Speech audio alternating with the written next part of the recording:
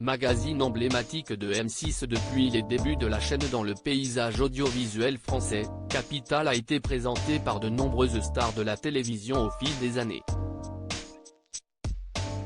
Des journalistes comme Emmanuel Chain, Guy Lagache, ou bien encore Thomas Soto, ont incarné ce programme diffusé le dimanche en prime time sur M6. Désormais, c'est Julien Courbet qui est aux commandes de ce magazine depuis qu'il a rejoint la chaîne en 2018. Celui qui officie également sur l'antenne de RTL présentera un nouveau numéro inédit de Capital dimanche 6 août 2023, à partir de 21h05 sur M6.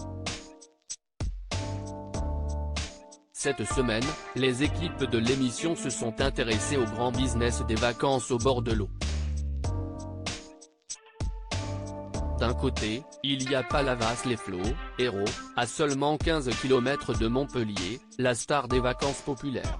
3 millions de touristes s'y pressent chaque été, attirés par son immense plage, son port typique et surtout ses petits prix.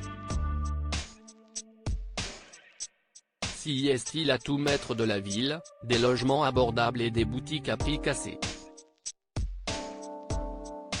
En moyenne, les touristes y dépensent un peu plus de 40 € par jour.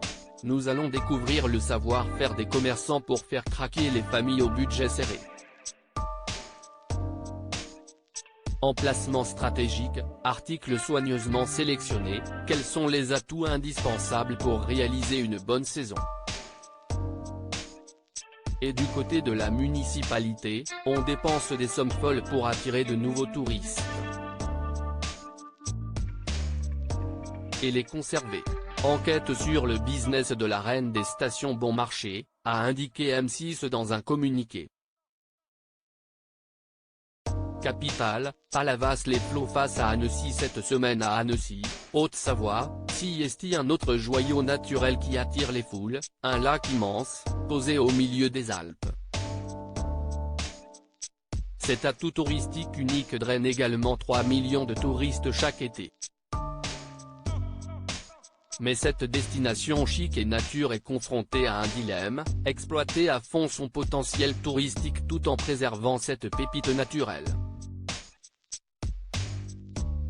D'un côté, il y a les commerçants installés sur les bords du lac comme les loueurs de bateaux sans permis, de pédalos ou encore les croisiéristes.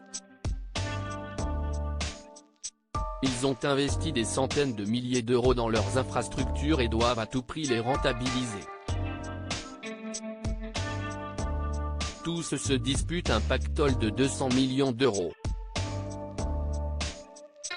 De l'autre, la mairie contrôle chaque business et impose des règles très strictes pour préserver le lac.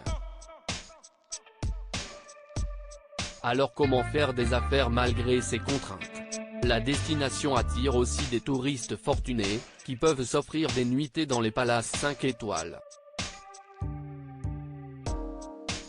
Plonger dans les eaux ultra rentables du lac d'Annecy, a ajouté la chaîne.